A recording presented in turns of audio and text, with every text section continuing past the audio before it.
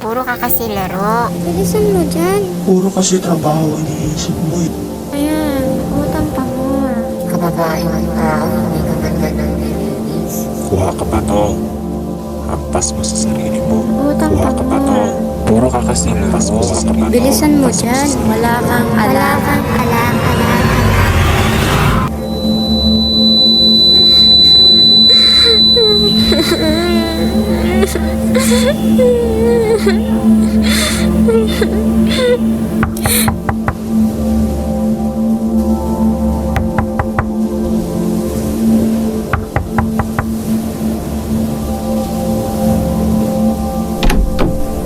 Ba't naman ang tagal mong buksan ng pinto?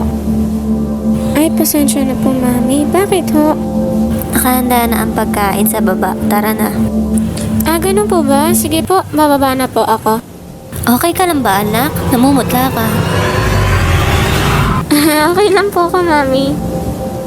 Tara na sa baba. Opo, Mami.